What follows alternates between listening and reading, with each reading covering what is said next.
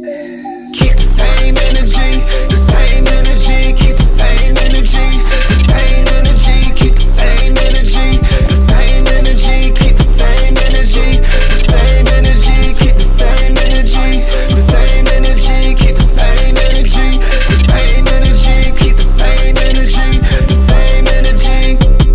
Keep all that bullshit away from me. I don't fall away. What's going on, everybody? I'd like to welcome y'all back to Sync Music Mondays, music licensing in the coolest form. Shout out to my brother JS, aka The Best. As y'all know, he always does our intros for us, but he couldn't be here. He's traveling right now, so I'm gonna hold it down for the team. And shout out to y'all, man. Shout out to all the listeners, man. Our viewership is through the roof. Subscriptions are crazy, man. And we do this for y'all. We love financial literacy, love talking to musicians about how to monetize their music from, just the conception of the song to actually monetizing it. And as always, we starting off with the word of the day. So the word of the day for today is, and y'all see this up on the screen, the level up is about improving, not impressing. I'll say that again. The level up is about improving, not impressing. So a lot of times in life, I think sometimes people do things, they do it to be flashy. They do it for social media. They do it for the gram. They do it for Twitter. But it's about improving. I always tell people, especially musicians, never strive for perfection. Just strive for constant progress. So you don't have to be perfect, but at the end of the day, as long as you're in a better situation than you were the previous year, you're golden. All right. So, just keep it moving, man. And that is the word of the day. But today we got a dope, dynamic, special, talented guest, man. So, just to give you guys some insight into this guest, man. This is actually a good friend of mine. I consider him a brother. And he is extremely talented from the production tip. He's really like one of the GOATs when it comes to Chill-Hop Lofi Beats, all of that stuff. Like, he is extremely talented, man. It is no other than hailing from Germany, my brother from another mother, Phlocalyst. What's up, bro? Yo, bro, how you doing? Thanks for the amazing introduction. Guys. Always killing it. I got you, bro. So I kind of gave like a brief oversight of, like basically who you are, but tell the people in your own words, like, who is Phlocalyst? I'm considering myself as a trumpet player, first of all, and a trumpet player that got to the beat making scene by coincidence 7 years ago, and since then it's been improvement. It's gone like this. Yeah. Well, to give y'all perspective, so because I got to big up Phlocalyst, man, just to give y'all perspective, right? So I know everybody sees like Spotify Wrapped, and they talk about numbers and statistics, right? So like for the year on Spotify, I had like 1.3 million streams, right? So I'm like, all right, this is cool. And then I go to my brother's page, I see Phlocalyst, man. 80 million streams on Spotify for the year, man. I said, Jesus Christ, man. I'm like, all right, let me just hide my 1.3 million. I know. For me, to be honest, it's been a really, really crazy year. I don't know if I will ever top it. I'm super grateful for the statistics, even if the statistics themselves don't mean that much. You know what I mean? There's like there's much more to it than just this, but the numbers have been crazy, and as I said, I don't know if there will be another year like this. Let's see how it goes. Yeah, 80 million is crazy, man. So I want to start from the beginning, man, because we got so many dope, talented musicians that listen to Sync Music Mondays, and I know a lot of them would love to get to that point, but a lot of people, simply don't, or, they do what they can, but I mean, to get 80 million streams on Spotify within a year is an amazing accomplishment. So salute to you on that, bro. So I want to start from the beginning. Like, how did you get started in music? Like, what was your beginnings with music? I'm a third generation brass player. So my grandfather was a trombone player, father as well. I picked the trumpet, and I grew up in a very classical way. I was taught music from the very beginning. My mom is a flute player, and she also teaches music theory and music history. So I got this perfect blend for some good basics. I went to study music at 17, and yeah, the goal was always to be in an orchestra, which I'm doing as well right now. But yeah, on the way to the orchestra, I just yeah, as I said, by coincidence, I got into the beat making scene, and today everything looks great actually. So yeah. Yeah, that's dope, man. That's dope. So, what was that first experience like when you made your first beat? Like, let's start from that. Like, what equipment did you use? How did it come out? Were you happy with how it came out, or were you kind of like, like I know for me personally, when I first started doing music, a lot of times I would listen to it and it was like cringeworthy. I'm like, oh no, I got a lot of work to do. But that was years ago, right? I was younger. I didn't get to the place where I'm at obviously now. So, how did you feel about it? Like, talk about that first track that you made. First track was a Pete Rock copy, so I just copied Think Twice on an iPad. Got a producing program from my brother, and I just tested it out a little bit. Yeah, and was I happy with the beat back then? Yeah, of course, because it was the first creation, my first electronic creation, and felt great. Right after that, I started to experiment a little bit myself, and actually my second beat, it's a beat that I released, and I think today it has like 3 million streams or something. It's just like from the beginning I felt that this thing was right. It was a perfect fit for me, and then yeah, got hooked, definitely. Wow. Wow, man. So, you're a talented trumpet player. Like it's not just about like beats. So with that first Pete Rock style beat that you did you incorporate trumpet in that first track too? Or did trumpet kind of come later? Like how did you go about incorporating the trumpet? I first of all I needed to check how the electronics worked, and then after I figured out how to record something, and that was then in the second beat I immediately added some trumpet. Yeah, first one was just like kind of a copycat try how to use a program. And that being said, of course, Fruity Loops on the iPad didn't work for more than a couple of months, and then I switched to Ableton, and that's what I'm still using today. Yeah. Got you. Yeah, that I'm glad you brought that up because I was gonna ask, yeah, like what do you use as far as like to actually make your production? I know some producers prefer to use certain types of things. Like some producers love the MP, others use different types of programs. So, like, what's your setup like? Like, what are you using to make your beats? My setup expanded a bit, meaning I've got a studio. I'm sharing a studio with another good friend of mine. His name is Satir. Is also a chill-hop producer, lofi producer, hip hop producer. Um, so back there we have a little bit more equipment, but I still have my little home studio as well. I have my Adam audio speakers. I have a normal cheap Focusrite interface, and I have a cheap MIDI keyboard where I just can play everything with, because in the end you're doing everything with the stuff that's on your computer, like plugins, keyboards, whatever. And yeah, I'm always topping it with some trumpet. And then yeah, that's my home setup compared to my studio setup. Like yeah.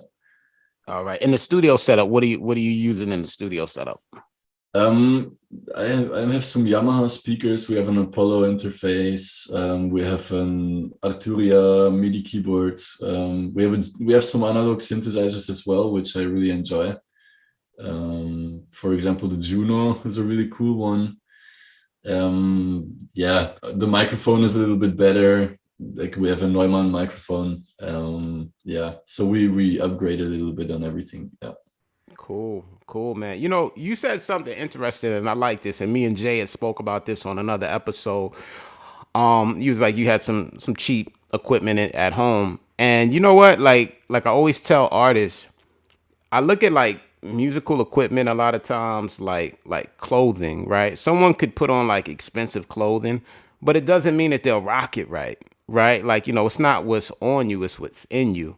So I always tell artists be just be cognizant and be aware that you can make the best of what you have. You don't have to have a $15,000 microphone to make amazing music. You know what I'm saying? Definitely. I started with a microphone that's worth, I think, 150 euros. Hmm. And I've made the first 2 years I was producing, I played everything with this mic, and some tracks of it also, yeah, got a bit bigger. So I definitely agree with you on that one. And still right now, like as I said, what I'm having here in my small home studio also works for particular tracks, or when I'm having an idea and I want to produce it, and I'm sitting in my room. I want to do it here with the things I have, and I'm also finishing it with the things I have, and then I'm not driving to the studio for half an hour to finish the track there. No, I want to be here and work on it. Yeah. Yeah, of course, man. So I want to pivot um and talk about like the lo-fi chill hop scene. Um, when I first started doing music, this was like years ago. We had like initially like when I first heard hip hop, that was like Big Daddy Kane, LL Cool J, Run DMC, all the greats, all the goats. And then hip hop went through transitions. So we had 80s rap, 90s rap, the 2000s, we had our progress, we had DMX, all these different Jada Kiss, the Locks, all these different talented artists, Jay-Z, of course.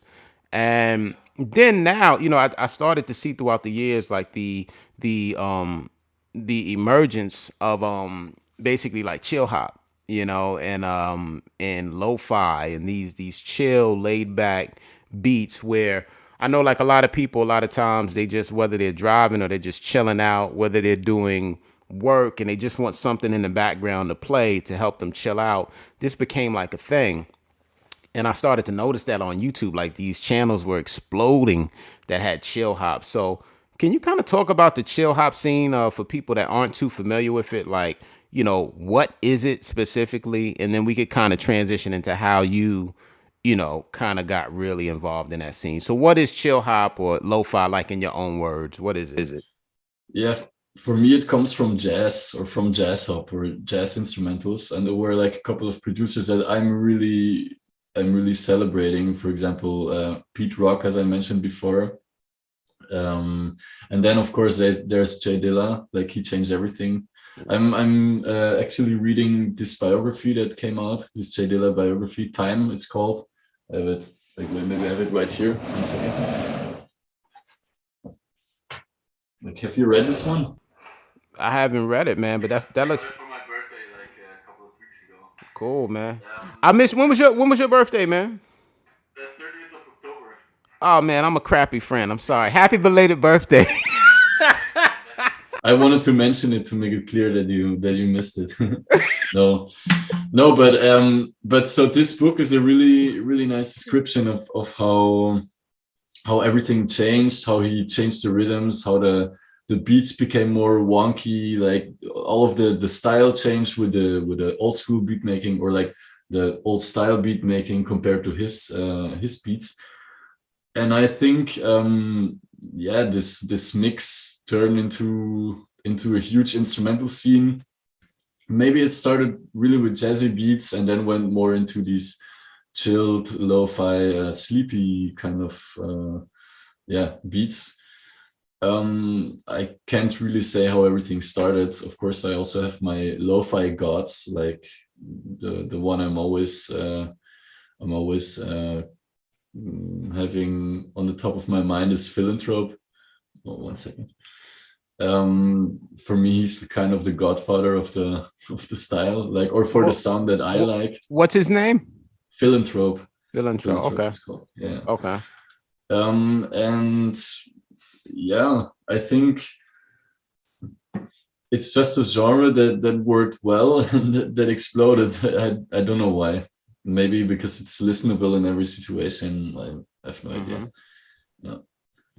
Yeah, it's definitely different. Like I love all styles of hip hop. I love, old school hip hop. I love new school hip hop. I love commercial hip hop. I love mainstream jazz rap. So yeah, when I heard chill hop, I'm like, all right, this is cool. It's a vibe. I could see why people definitely like it. It's therapeutic. You know, I know a lot of people. Sure. I also find it difficult to call it chill hop or to call it lo-fi because the beats there are also really different. Like there are a lot of different styles in this particular genre. So to say that of course I like the genre, but I'm actually really picking artists that I like and tracks that I like and putting my own plays together or whatever. It's not that I like everything that's being released. Yeah. Yeah, yeah. Who would you say are some of the people, like when you think about hip hop, right? Like old school rappers who have transcended to the new school. Like, people will say, all right, of course, Hove, Nas, there's certain rappers that are still up there. So who would you say is like, in your opinion, the guys or women who are really like dominating, like yourself right now, who are really doing like they're kind of like really at the forefront of this movement? Oh, I mean, the craziest streaming guy I've seen, like with the Spotify rap stuff, was Softy. I think he had like 177 million streams in 1 year, which Who, is what's his completely name? Softy? Softy, yeah. What is that like? SOFTI?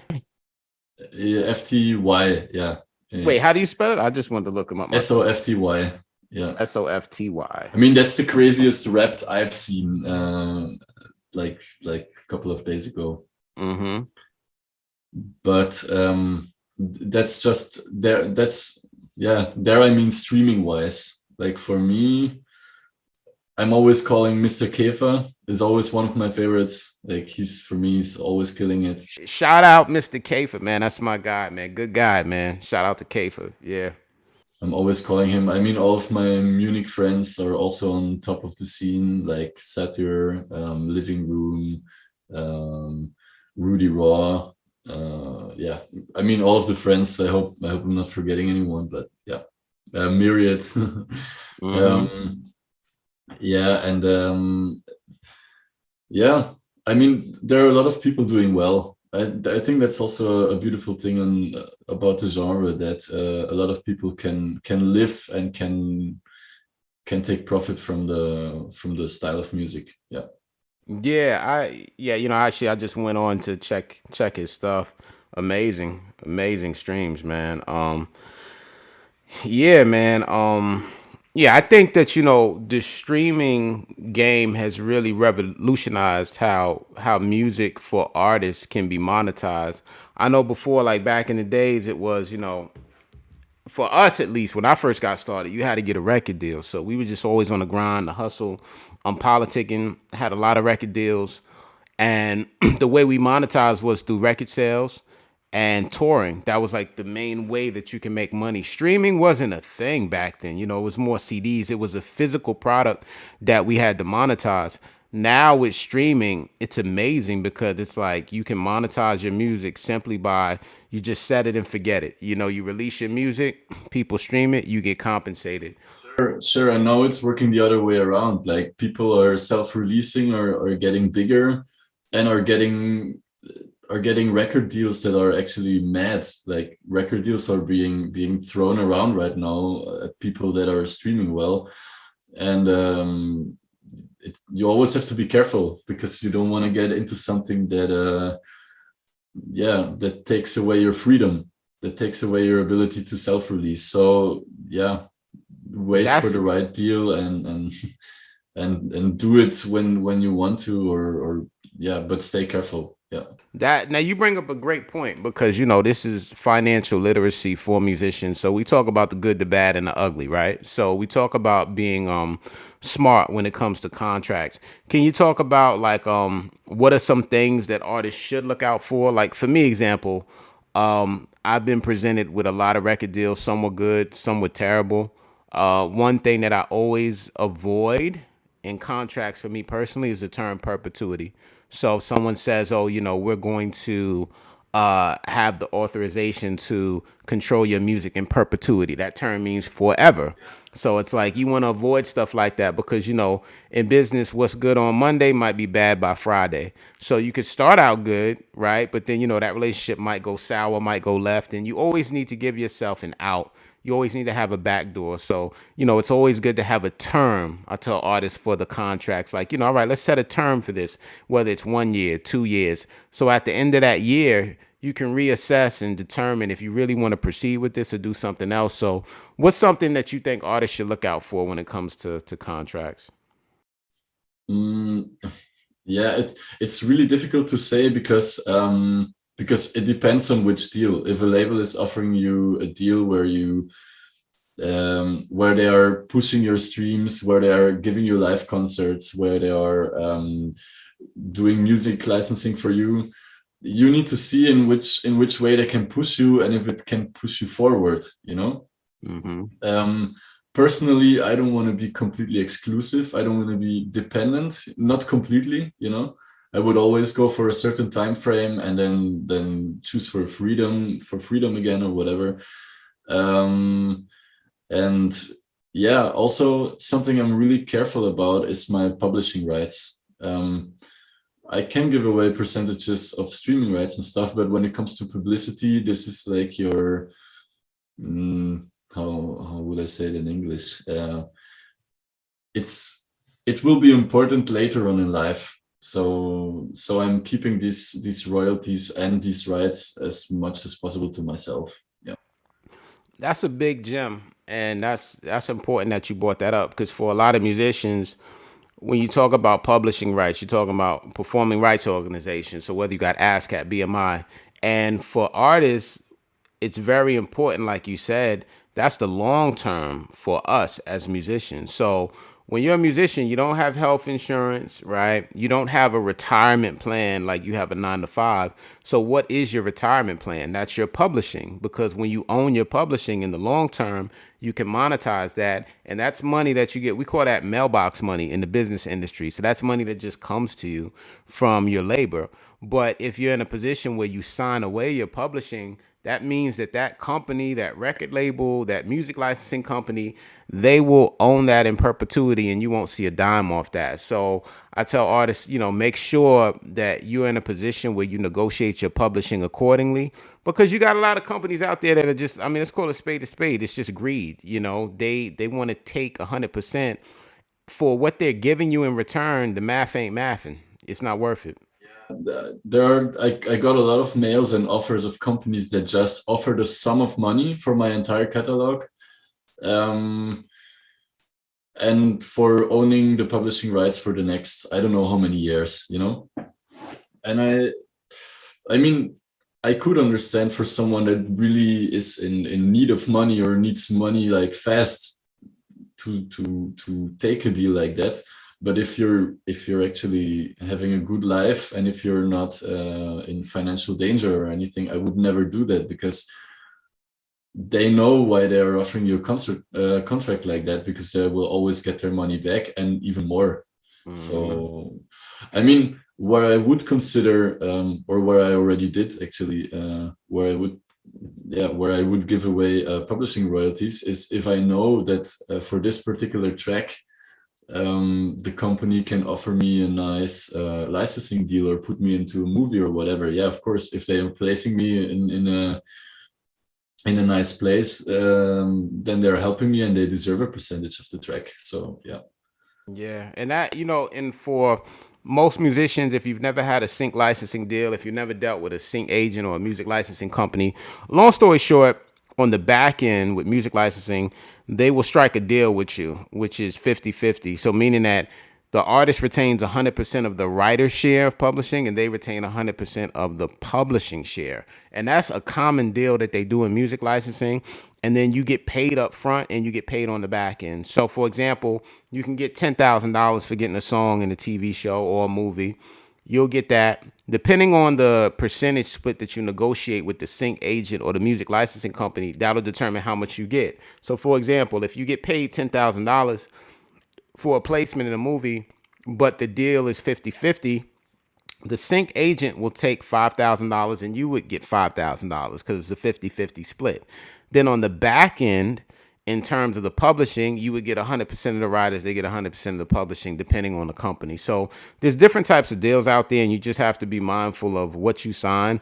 And like Phlocalyst said, depends on your situation too. Like if you're an artist that really needs money, sometimes you tend to settle for deals that aren't ideal. So it's always to, be in a position of leverage. Like you don't ever want to be that artist that's like so down and out that you'll just take anything, because in the long term that can hurt you. Yeah, I've heard of cases, or I know people who've signed contracts for too many years and actually missed the big high of the lo-fi scene. Yeah, I've seen it happen. I won't make that mistake. Yeah. Yeah, yeah. It's like you gotta be smart. You gotta handle your business. So I got a question for you. Like in terms of your projects and stuff like that, because I mean you've got so many, man. What are some of your highlights? Like, what are some that you're like really proud of that like really stand out, or because you got a lot of music, man. So what are your joys? The thing that I'm like right now, I'm in the process of releasing a solo album, and I didn't release a solo album for 2 years, I think. So that's something I'm really, really looking forward to. And I'm also really proud of, because musically I could just, show myself and do what I really like. I have another, like I released a vinyl with Mr. Kefa. It's called Now Again, and we're releasing a second album. It's called Now Again 2. In I think we're releasing the first single in February, and this one's also gonna be a good one. So good. My future projects are the ones that I'm loving the most right now, and yeah. Dope, man. Yeah, that's fire, man. That one, the Now Again, that one that had the two superheroes on the cover. Was that the one? No. There was a track we also did together. Like the Now Again, we had like a more abstract artwork. There were the two superheroes. This was a compilation I curated. I invited like a lot of my beatmaker friends, and everyone got a superhero character. Was drawn by someone who was also working on Marvel stuff. So like a real pro. Like he knew how to draw superheroes, and and that compilation also got, it's still running actually. Like not all of the tracks are released yet, but that was also a really interesting project. Yeah, the artwork was really dope on it. I said, yeah, this definitely looked like some Marvel stuff, man. So I see, he definitely put it together, man. Yeah. Also I curated this for a label called Okay Wow.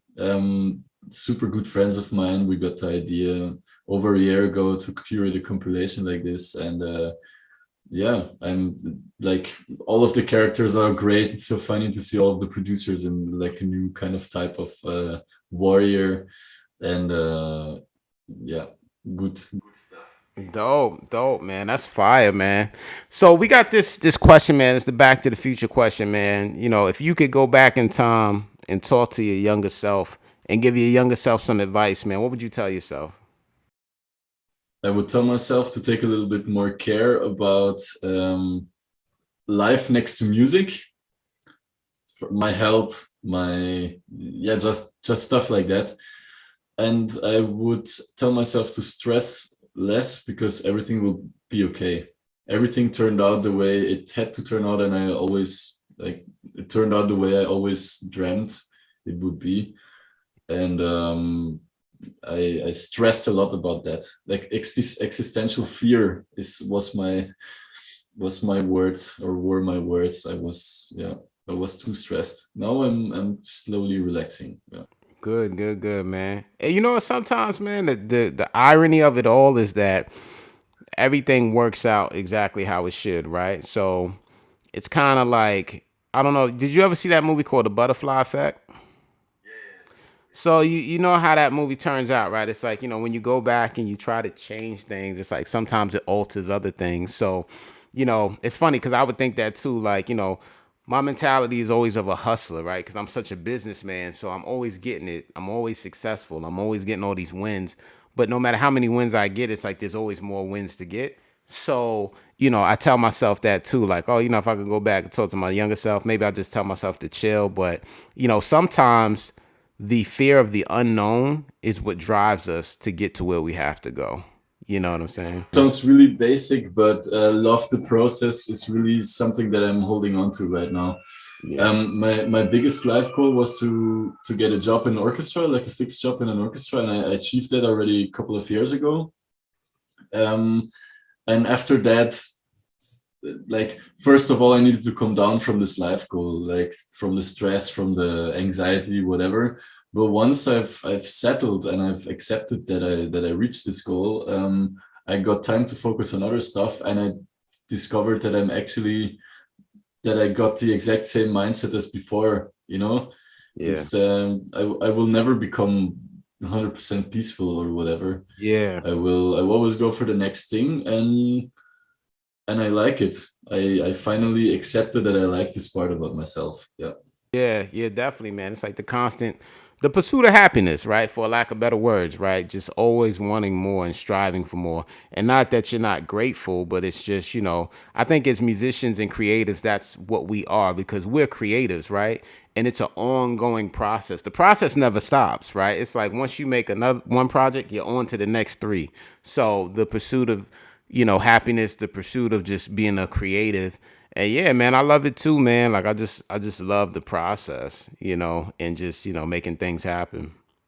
Yeah, and I also love to see the results, to hear the results, to finish projects, to spread it on the internet.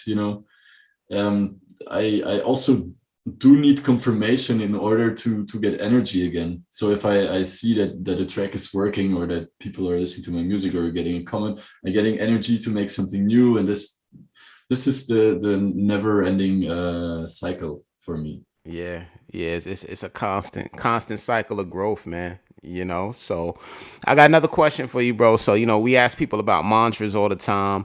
I got two. Collaboration is greater than competition. I love building with like-minded people. And persistence, wisdom, resistance is always.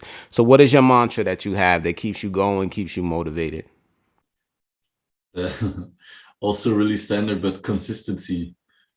Just stay consistent, never give up, be disciplined, like do it every day again and again and again, and it will Hmm. work. That's my mantra. I wouldn't i wouldn't say that yeah, that I got lucky or something. It's really just being resilient and never stopping and always believing. Yeah. Yeah, I There's agree with it that, takes a lot man. of energy. It takes a lot of energy, but then once you achieve these small things, you feel better. Yeah, I agree with you, man. 110%. It's like, yeah, the constant process of repetition, like all of the most successful people I know, including myself, are consistently elevating. So we keep it going. The artists I know that are the least successful, they lack consistency. Like I know artists who they put out a project or a song every month, right? And they're killing it. Then I know artists who they've been working on the same project or the same song for the past 2, 3 years, right? So I can see the difference between why some people win and why some people don't. And it's the consistency, like, constantly putting in the work, constantly evolving, constantly growing. And that helps you elevate. Yeah, and on top of that, I also think that people need to be realistic. Like estimate what your qualities are. Do do things that you're good at. There are a lot of people that are consistent, but maybe are not there yet, and so it will also not work, or the opposite. But yeah, or the opposite can also happen. People that are very good but aren't consistent. I think it's like a combination of both, and estimating well what are your skills and your weaknesses. I know my weaknesses very well, and I try not to show them in my songs. You know what I mean? Hmm. There are other places for that, but not in my music. Yeah. Yeah. You definitely got to be in a space and place where it's like, thyself. That's key. If you don't know nothing else in this world, you got to know yourself, and you got to be able to be honest with yourself too. I think a lot of people lie to themselves, and then they get defensive like when you confront them with the truth. But if you can't be honest with nobody else, be honest with yourself. Like, okay, what am I doing? Regardless of what it is, whether you want to get music and TV and film, whether you want to increase your streaming numbers, whether you want to tour, whatever it is, if you're not getting the results that you want, then you have to take accountability and take ownership and say, all right, why is it that I don't see the results that I want? Now, what can I do that's realistic for me to get these things accomplished? That's what I mean. I wasn't talking about not being honest in lyrics or something. I'm an instrumental artist. I'm just purely talking about skill and about realism. Yeah. Yeah, that's key, man. That's key. So I wanted to ask you, man, also about the scene in Germany, man. Like, what's the music scene like there over there? I know that you got the chill hop scene, the lo-fi scene, and all that. But yeah, overall, like, what's the culture like over there when it comes to hip hop? I think there are a lot of people with a really good taste here. I got so lucky because I'm actually from Belgium.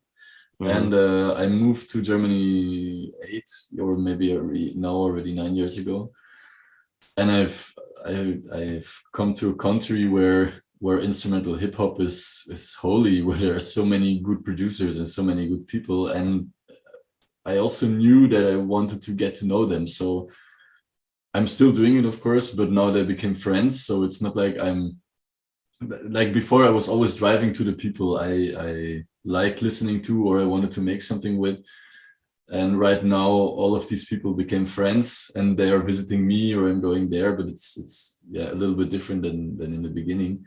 But of course I was very lucky that for example, Mr. Käfer, super good example. I was lucky that I liked his music so much and that a trip to his home was only 2 hours away. So that's what I did. I met everyone and they became friends. Yeah. And the scene is great. I love it. Yeah. That's dope, man. And I think that's key too, like building organic relationships, not forcing them, just things coming together and just making great music, man, because y'all make great music together, man. It's like really dope. Yeah. Yeah. For example, with him, the process is amazing. It's always going like this. And yes, when I felt the vibe on the internet, like, because you're writing with a lot of producers and then sending music back and forth, and then when I felt the connection, I immediately wanted to meet this person in real life, because that's where the friendship starts, or where Of course. it's easier to connect. Yeah. Of course, absolutely, man. Well, yeah, man, you killing it. You killing it, bro. So I guess what's on the horizon, man. What's next? I know you got like 100 projects coming out, man. So what's going on? What can the people expect next, man? From the GOAT Phlocalyst, man. Yeah. So the solo album, the album with Mr. Käfer. After I'm doing another solo album, I have all of the music ready for the next year, I think. And next to that, I have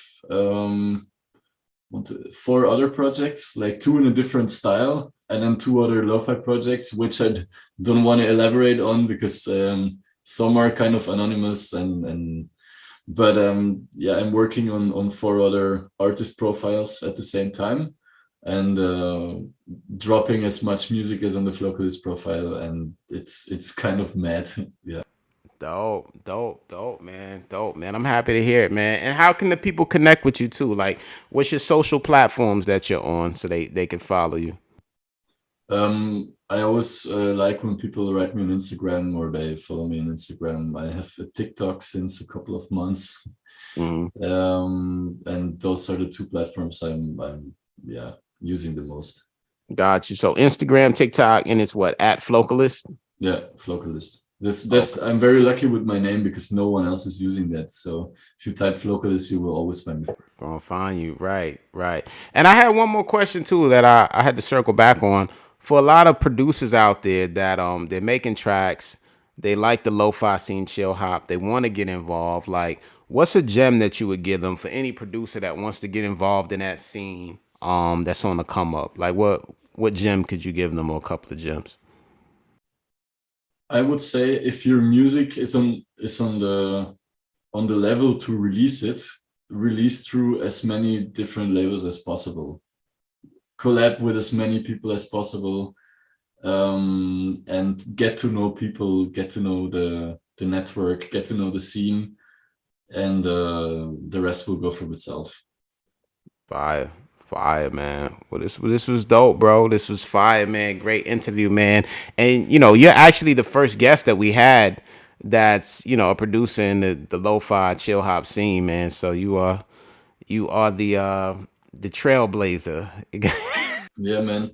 Yeah, I've watched some of the interviews before. I thought it was gonna be a little bit different, but I really enjoyed it. Yeah, of course, man, most definitely, man. So, yeah, man, this was dope having you on, man. Appreciate you, man, and big shout out to you, man. I know great things. You're gonna keep killing it, man. Yeah, let's make some tracks as well. Let's do some together. Oh yeah, definitely for the people that don't know, man. Yeah, me and Phlocalyst, man, that's my guy, man. Like we do some really great music together. So yeah, we got some more stuff coming too, man. We're gonna lace them up. Yeah, man, most definitely. Until next week, y'all. Like JS say, peace.